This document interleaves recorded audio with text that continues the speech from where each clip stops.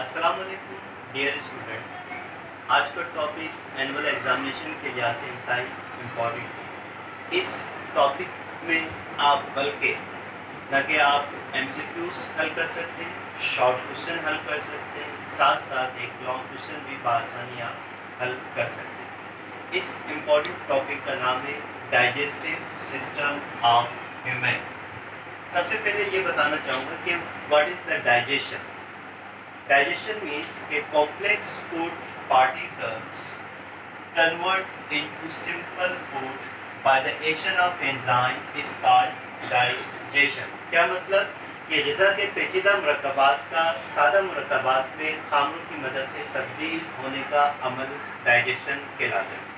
अगर आप इस डेफिनेशन को गौर से देखें तो इसमें तीन इम्पोर्टेंट वर्ड मौजूद हैं। नंबर 1 एक है हमारे पास कॉम्प्लेक्स फूड, दूसरा है हमारे पास सिंपल फूड और नंबर 3 एंजाइम्स।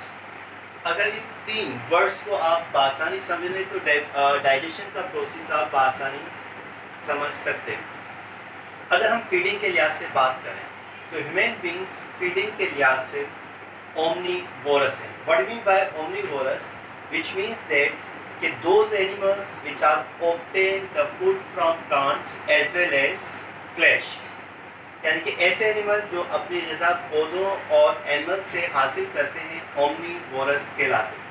और ह्यूमन बींग्स इसके अंदर सबसे बेस्ट एग्जांपल है ओमनीवोरस की। अगर आप ह्यूमन बींग की डेली डाइट की बात करें तो इंसान डेली डाइट के अंदर 3 कॉम्प्लेक्स फूड मटेरियल क्या करते हैं, इस्तेमाल करते हैं, जिनको 3 मेजर ग्रुप में डिवाइड किया है। कौन कौन से हैं? नंबर 1 एक है हमारे पास carbohydrates, number 2 protein, number 3 lipids. Carbohydrate अपने सिंपल फूड में कन्वर्ट होता है जिसका नाम है ग्लूकोज, जबकि प्रोटीन अपने सिंपल फूड में कन्वर्ट होता है अमाइनो एसिड, जबकि लिपिड अपने सिंपल फूड में कन्वर्ट होता है फैटी एसिड। जब कार्बोहाइड्रेट ग्लूकोज में कन्वर्ट होता है तो इस पर एक स्पेसिफिक एंजाइम एक्ट करता है, इसका नाम है हमारे पास अमाइलेज। जबकि प्रोटीन जब अपने सिंपल फूड में कन्वर्ट होता है by the specific enzyme called protease, जबकि लिपिड अपने सिंपल फूड में कन्वर्ट होता है fatty acid by the specific enzyme is called lipase. तो specific enzyme act on a specific complex food name carbohydrate, protein, lipid. Carbohydrate convert होता है glucose के अंदर by the action of enzyme amylase, जबकि protein convert होता है amino acid के अंदर by the action of protease, जबकि लिपिड कन्वर्ट होता है by the action of enzyme lipase into fatty acid. ये सारा प्रोसेस एक खास ट्यूब के अंदर होता है जिसे हम क्या कहते हैं, एलिमेंट्री कैनाल। अगर हम एलिमेंट्री कैनाल की बात करें तो एलिमेंट्री कैनाल को गैस्ट्रो इंटेस्टाइनल ट्रैक्ट भी कहा जाता है। तो बात हमारी चलेगी गैस्ट्रो इंटेस्टाइनल ट्रैक्ट, जिसे इन शॉर्ट GIT भी कहते हैं। गैस्ट्रो इंटेस्टाइनल ट्रैक्ट या एलिमेंट्री कैनाल, इनको 2 मेजर पार्ट्स में डिवाइड किया है। Number 1 digestive organs and number 2 digestive glands. सबसे पहले आइए डिटेल से डिस्कस करते हैं digestive organs. Digestive organs,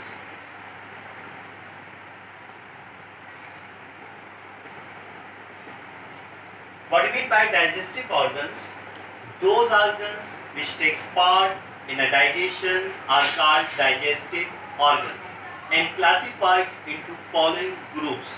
Number 1 mouth, number 2 buccal cavity, Number 3, pharynx. Number 4, esophagus. Number 5, stomach.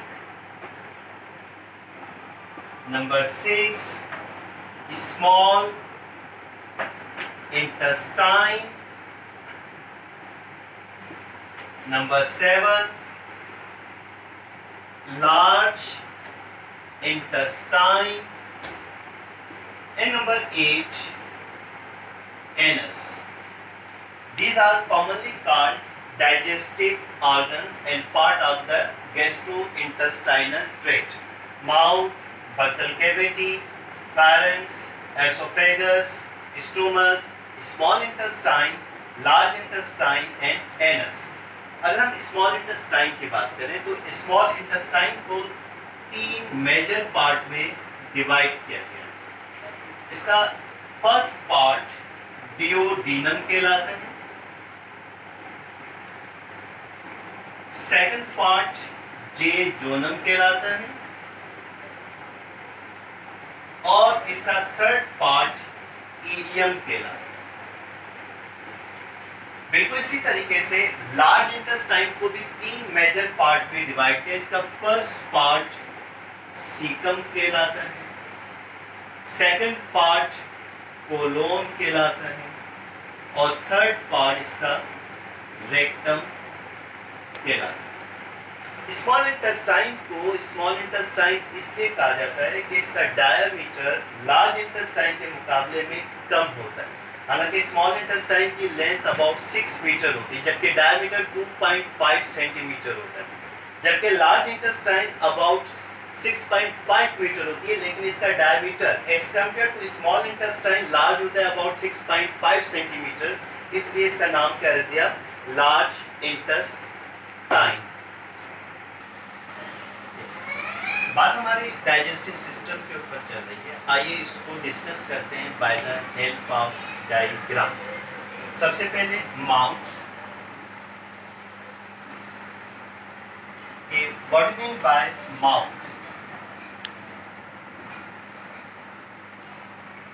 Anterior opening of alimentary canal is called mouth. It is a room-like structure and bounded with the 2 fleshy lips. What is the function of lips? Close the mouth and also help ingestion the food material. Mouth look like a small chamber. The roof made up of palatine. Walls made up of cheek. Floor made up of tongue and lower jaw. Boundary made up of teeth. In human beings, the teeth are diphyodont.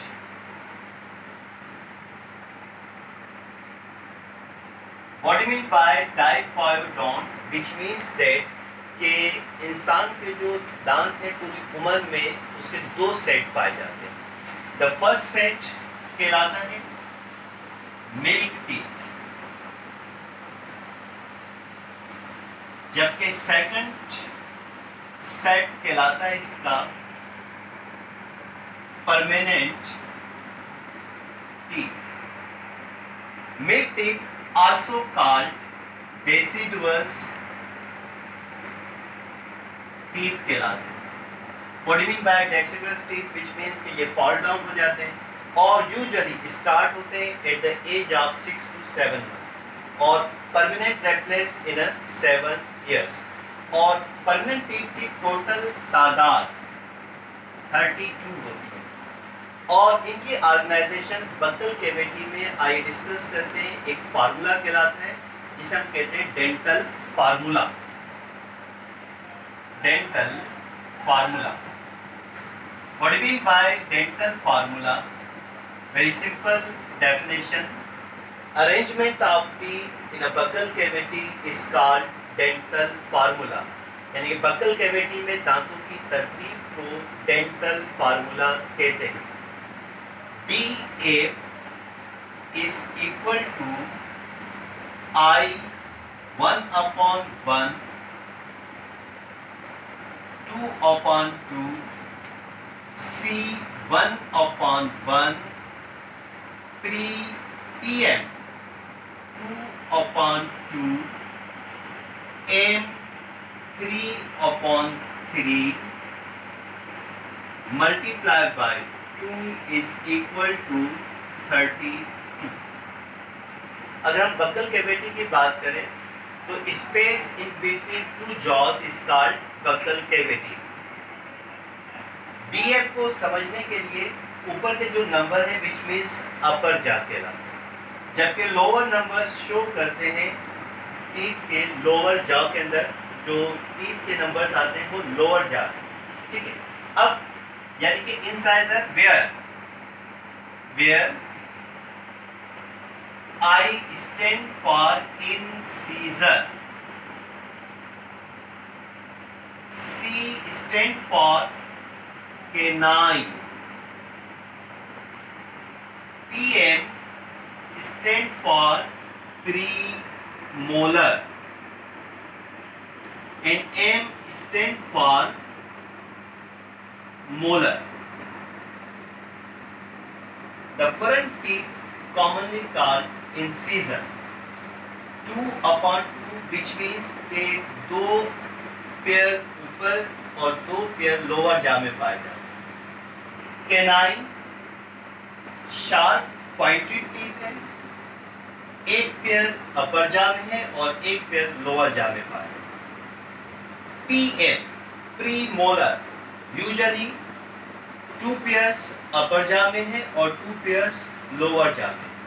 M stand for molar which means 3 pair अपर जा में पाए जाते हैं और 3 pair lower जा में पाए जाते हैं. ये अगर आप इसकी काउंटिंग की बात करें 2 1 2 3 overall 8 multiply by 2 which means के अपर जा में 16 टीथ पाए जाते हैं. अगर आप लोअर जा की बात करें 2 1 2 3 टोटल 8 मल्टीप्लाई बाय 2 16 यानी कि अपर जा में 16 और लोअर जा में 16 ओवरऑल 32 टीथ मौजूद होते हैं इन ओरल कैविटी. ये तो बात डेंटल फार्मूला की चल रही थी कि arrangement of teeth in oral cavity is said to be the dental formula. Now in mouth the lower jaw यानी कि floor made up of tongue and lower jaw. Tongue. What do you mean by tongue?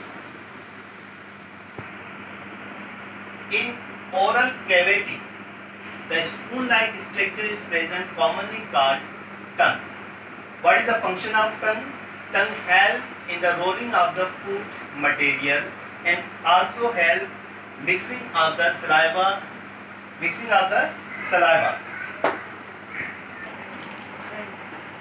अगर हम buccal cavity को detail से discuss कर चुके हैं तो बक्कल कैविटी के अंदर टंग है, टीथ है, साथ साथ बक्कल कैविटी में डाइजेशन के लिए ग्लैंड्स पाए जाते हैं जिन्हें हम सलाइवरी ग्लैंड्स कहते हैं.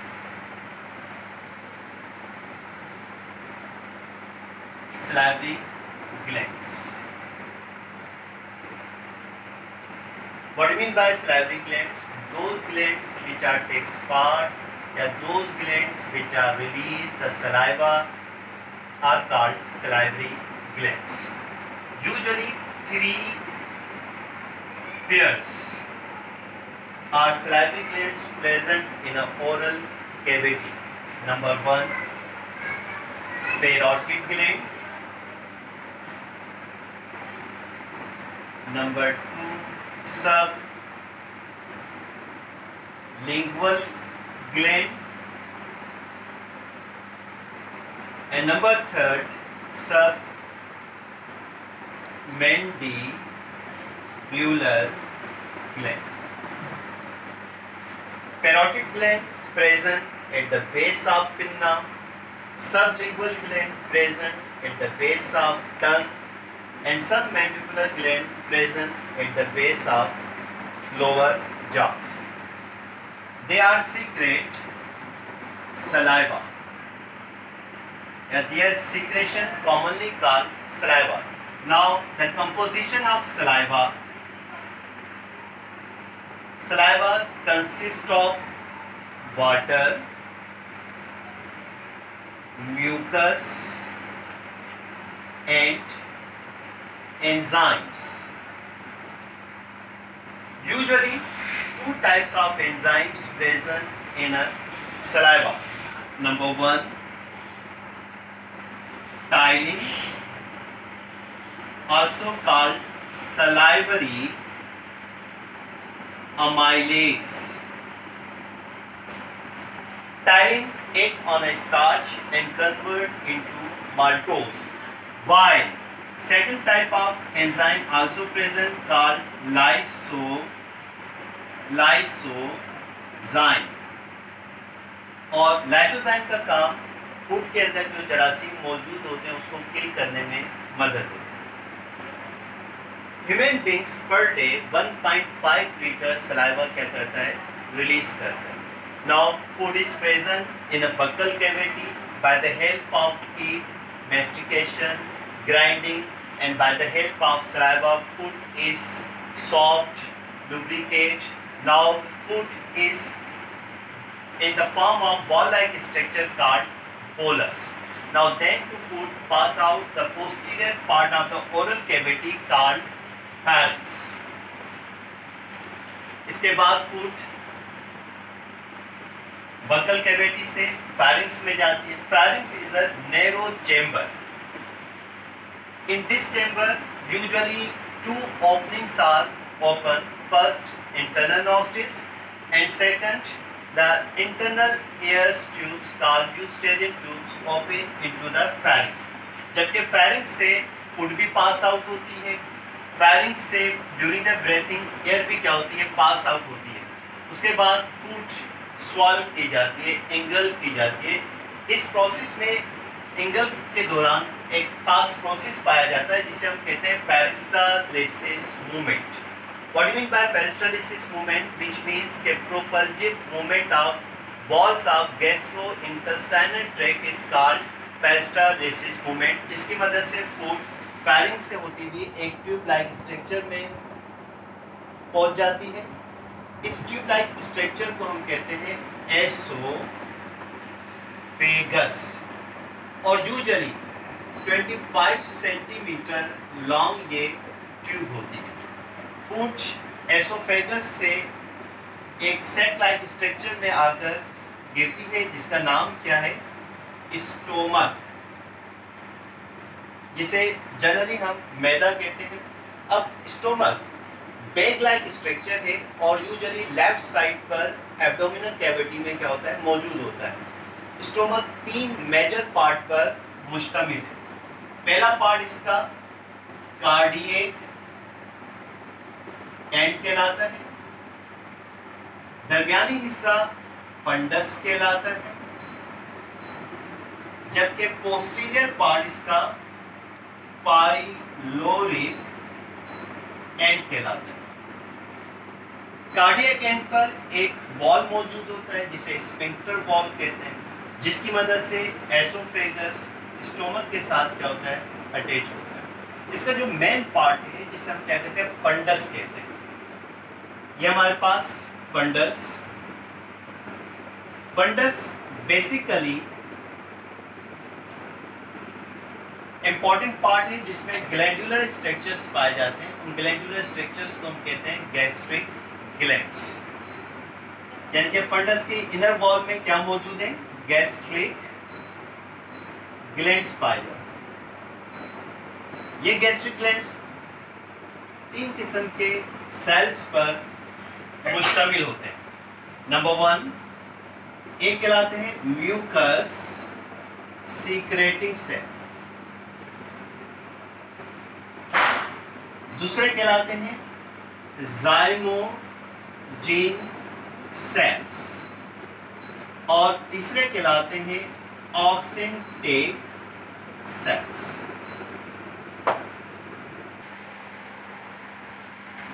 Mucus secreting cells secrete mucus. Zymogen cells secrete enzyme, inactive form enzyme pepsinogen, while oxygen cells secrete HCl.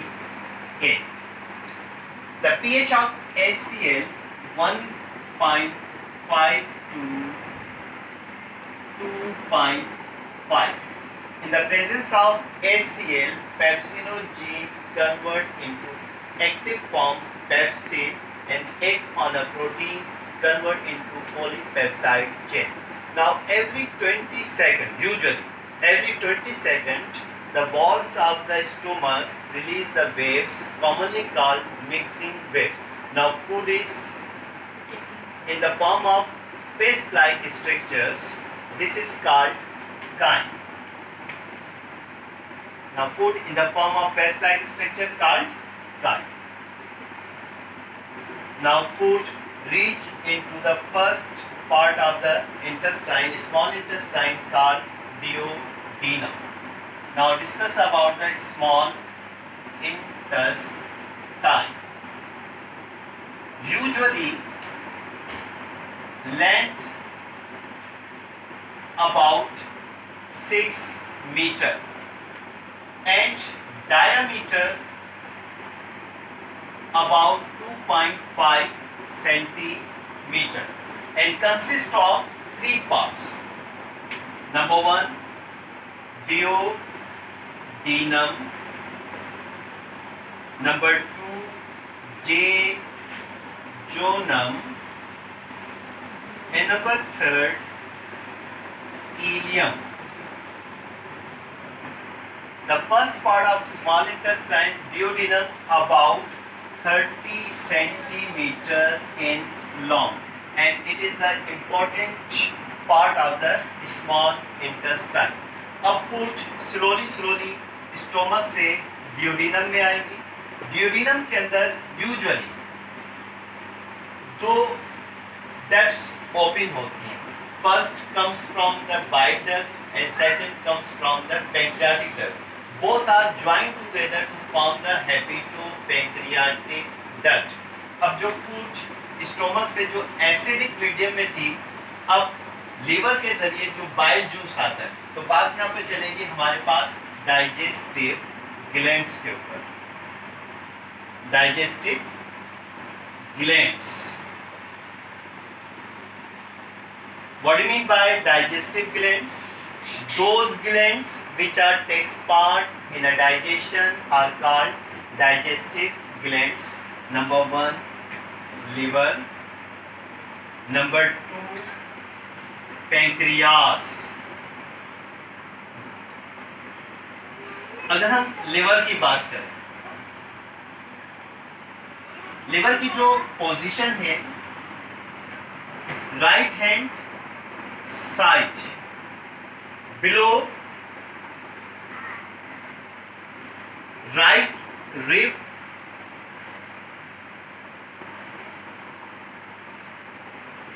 or diaphragm, and usually color reddish brown in color, and usually bilobed structure. कैसा है? bilobed structure. Right lobe कहलाता है और left lobe कहलाता है। जबकि left lobe, अगर हम लिवर की बात करें, डायग्राम के अंदर देखिएगा, ये हमारे पास लिवर है, ठीक है।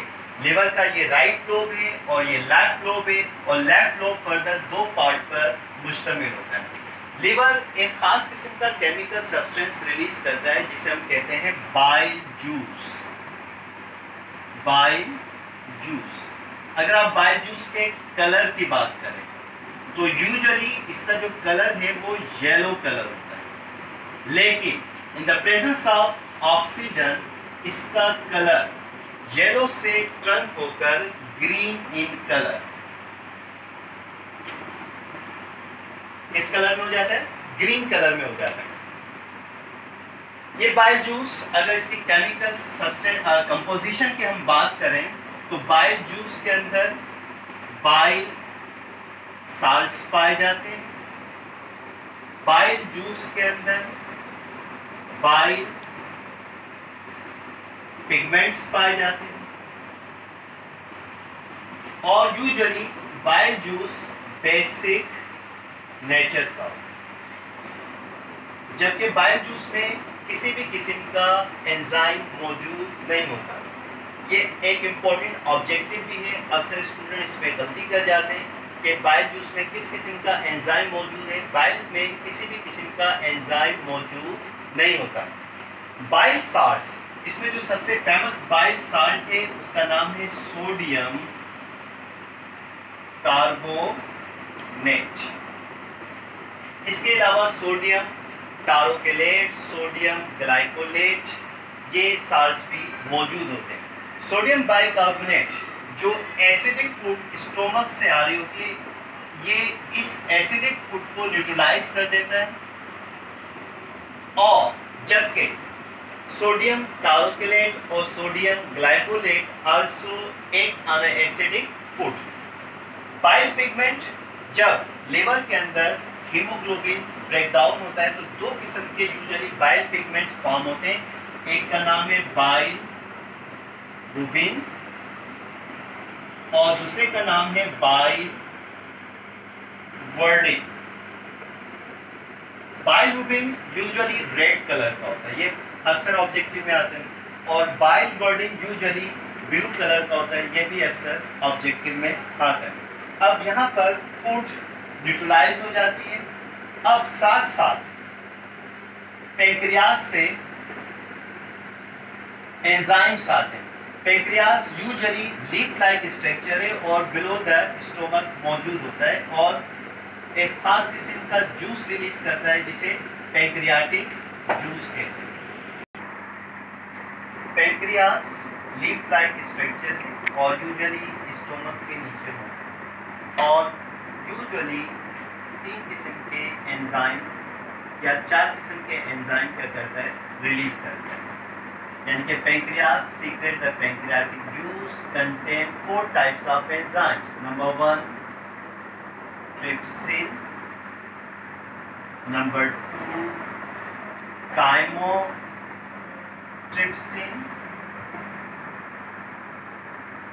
Number 3 amylase,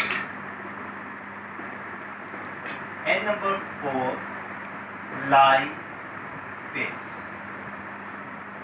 Trypsin act on a protein and convert into short chain of amino acid.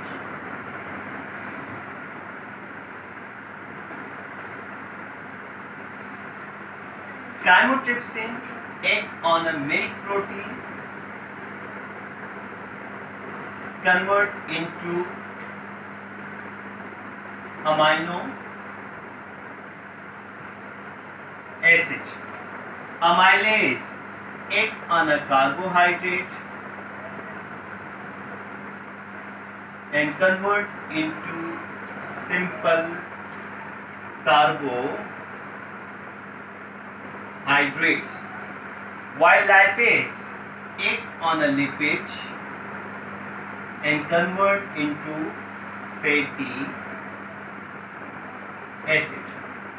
Now in a duodenum, duodenum के अंदर लिपिड मुकम्मल तौर पर डाइजेस्ट हो जाती है, बिकॉज के एसिडिक फूड बाइल जूस आपस में मिलकर यूटिलाइजेशन होती है, साथ साथ साल्स जो है उसको इमल्सिफाई करते हैं, और लिपिड को डाइजेस्ट होने के लिए इमल्सिफाइड होना ज़रूरी है। तो लिपिड की मुकम्मल डाइजेशन कहाँ होती है? डियोडिनम में होती है। ये बड़ा इंपॉर्टेंट ऑब्जेक्टिव भी है, अक्सर एग्जाम में आते हैं। उसके बाद फूड स्लोली पेरिसलिसिस मूवमेंट के जरिए डियोडिनम से निकलकर स्मॉल इंटेस्टाइन के नेक्स्ट पार्ट में पहुंच जाते हैं जिसका नाम क्या है, जेजोनम।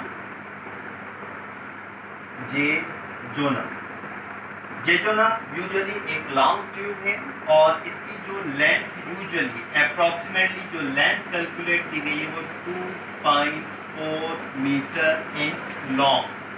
और जेजोनम की walls in the presence of enzymes, पेशमार टाइप के एंजाइम्स क्या करते हैं, रिलीज करते हैं, जिसकी मदद से कार्बोहाइड्रेट और प्रोटीन के मजीद जो कॉम्प्लेक्स फूड है वो मजीद क्या होते हैं, डाइजेस्ट होते हैं। ठीक, नंबर ऑफ एंजाइम्स क्या होते हैं, रिलीज होते हैं, जिसमें से एक important enzyme peptides, number 2 maltase, number 3 lactase and number 4 saccharase. Peptide पर एक्ट करता है और उसको अमाइनो एसिड में कन्वर्ट कर देता है, जबकि माल्टोस पर एक्ट करता है और उसको कन्वर्ट कर देता है ग्लूकोज के अंदर। लैक्टोस पर एक्ट करता है और उसको कन्वर्ट कर देता है ग्लूकोज के अंदर, जबकि सक्रोज के ऊपर एक्ट करता है और उसको कन्वर्ट करता है ग्लूकोज के अंदर। अब जेजोनम के अंदर कंप्लीट डाइजेशन का प्रोसेस मुकम्मल यानी कि हो जाता है। उसके बाद फूड को आहिस्ता आहिस्ता प्रोपल्सिव मूवमेंट के जरिए स्मॉल इंटेस्टाइन के थर्ड पार्ट में पहुंचा दी जाती है। थर्ड पार्ट जिसका नाम क्या है, इलियम है। इलियम के अंदर फिंगर लाइक प्रोजेक्शंस पाए जाते हैं। उन फिंगर लाइक प्रोजेक्शंस को हम विलाई का नाम देते हैं। विलाई इसका सिंगुलर वीलस कहलाता है और विलाई एब्जॉर्प्टिव एरिया को बढ़ाती है। अगर हम विलाई की बात करें तो villi basically finger like projection है, इस टाइप का ये स्ट्रक्चर है। इसकी सबसे outer most layer epithelial layer कहलाती है। ये हमारे पास क्या है, एपिथेलियल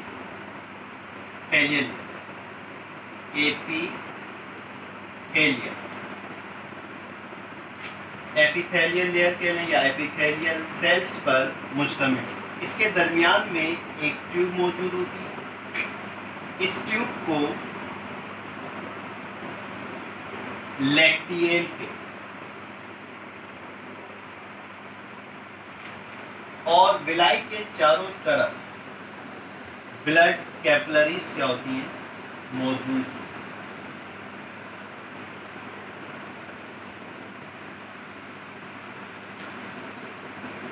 विलाई के अंदर इनके टिश्यू के अंदर ये सलाहियत मौजूद होती है कि ये कॉन्टैक्ट भी हो सके, रिलैक्स भी हो सके। कॉन्टैक्ट भी जब फूड इलियम से पास आउट होता है और विलाई से टकराता है तो डिफ्यूजन मेथड या एक्टिव ट्रांसपोर्ट मेथड के जरिए ये डाइजेस्टेड फूड मटेरियल इनके अंदर एब्जॉर्ब होता है।